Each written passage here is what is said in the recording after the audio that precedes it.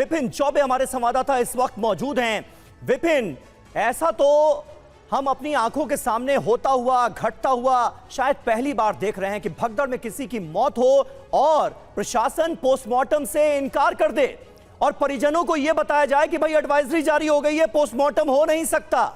इस कदर आंकड़ों को छुपाने की कोशिश शायद हम अपनी आंखों के सामने पहली बार देख रहे हैं। कितने सनातनियों की जान गई, सनातनियों को इंसाफ मिलेगा या नहीं मिलेगा, यह जानने का हक क्या परिजनों को नहीं है? देश ये सवाल पूछ रहा है।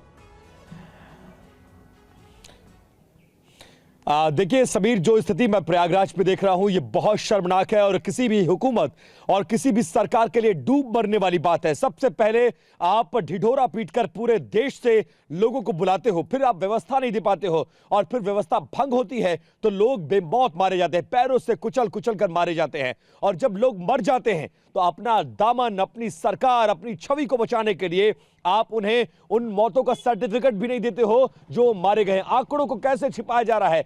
लोग ये दावा कर रहे हैं, जो प्रत्यक्षदर्शी अलग अलग अस्पतालों में गए हैं, घायलों से मिले हैं, उनकी आंखों देखी पूछा है उनसे, मॉर्चरी में गए हैं, फ्रोजन जहां पर लाशें रखी जाती है वहां गए, अपनी आंखों से कोई 100 लाश देखने का दावा कर रहा है, कोई 150 लाश देखने का दावा कर रहा है। इस तरह के आंकड़े सामने आ रहे हैं और जो बयानात अब अलग अलग राज्यों से जो लोग आए थे यहां पर स्नान करने के लिए, अपने परिजनों को, उनकी लाशों को लेकर जब वापस पहुंचे, लाशें कैसे दी गई? जबरन डंडे के जोर पर, बंदूक के जोर पर उनसे लिखवाया गया कि लिखो कि तुम्हारे परिजन की मौत भगदड़ में नहीं हुई है, यह सामान्य मौत है। ना उनका पोस्टमार्टम किया जा रहा है, ना उनका पंचनामा भरा जा रहा है, ना उनको डेथ सर्टिफिकेट दिया जा रहा है, ना एम्बुलेंस दी जा रही है। जैसे तैसे प्राइवेट गाड़ियों में लाशों को ठूस कर फरार करा दिया जा रहा है और मीडिया से बचाया जा रहा है अपने चेहरे को छिपाने के लिए। और अफसोस ये कि घटना के 4 दिन बाद कोई आगे बढ़कर यह स्वीकार करने को तैयार नहीं है कि हाँ भगदड़ हुई है, हाँ हमसे अव्यवस्था हुई, हमसे गलती हुई, हम स्वीकार करते हैं, व्यवस्था को सुनिश्चित करेंगे, अधिकारियों की जिम्मेदारी तय करेंगे। कुछ भी नहीं हो रहा है। बिल्कुल सही बात है। और वो एक्सेप्टेंस तो नजर ही नहीं आ रही है, एक्सेप्टेंस तो नजर ही नहीं आ रही है कि अव्यवस्था थी और अव्यवस्था का श्रद्धालु शिकार हुए हैं। विपिन, मुझे एक बात बताइए, 17 घंटे बाद प्रशासन नमूदार हुआ था इस भगदड़ मचने के बाद। मैं संगम इलाके में जो भगदड़ मची उसका जिक्र कर रहा हूं और जो पहला आंकड़ा जारी किया गया वो था 30 मौत का। उसके बाद से अब तक कोई आंकड़ा तो जारी ही नहीं किया गया है और वो तो शुरुआती आंकड़ा था। मतलब अब तक कितने लोगों की जान गई प्रशासन आधिकारिक तौर पर बताने के लिए ही तैयार नहीं है और ग्राउंड पर क्या स्थितियां हैं वो तो हम लगातार दिखा रहे हैं, आप लोग लगातार दिखा रहे हैं कि किस तरह से कवर अप करने की कोशिश हो रही है।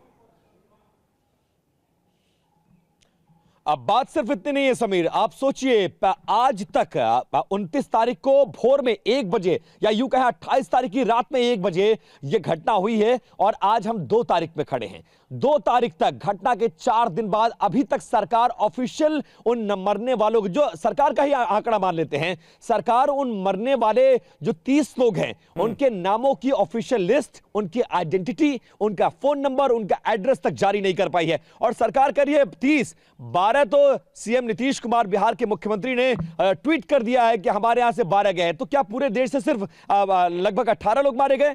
सवाल यह है। दूसरी बात यह है कि जिस तरह का माहौल यहां पर खड़ा किया जा रहा है, आंकड़ों को छुपाया जा रहा है, नाम बताया नहीं जा रहा है, और तो और दुनिया का यह पहला ऐसा भगदड़, पहला हादसा होगा जहां पहले दिन से आंकड़ों में कोई परिवर्तन ही नहीं आया। पहले घंटे सुबह 10 बजे ये डिक्लेयर हुआ कि भाई 30 लोग मरे थे, या शाम की प्रेस कॉन्फ्रेंस को मान लीजिए डीआईजी वैभव कृष्ण और मेला अधिकारी विजय किरण आनंद की प्रेस कॉन्फ्रेंस को मान लीजिए, बिल्कुल शाम को 6 बजे 29 तारीख को यह आंकड़ा जारी किया जाता है कि 30 मरे और 35 घायल। उसके बाद अब तक ना घायलों का डाटा बढ़ रहा है ना मृतकों का डाटा। दुनिया का पहला हादसा, दुनिया का ऐसा पहला भगदड़ जिसमें पहले दिन से, from the very first day, very first hour से आंकड़े टस से मस नहीं हो रहे हैं। किसी अधिकारी की कोई जिम्मेदारी नहीं, सन्नाटा छाया हुआ है, कोई सवाल नहीं पूछ रहा है। लेकिन हम सवाल पूछेंगे क्योंकि हमारी जिम्मेदारी बड़ी है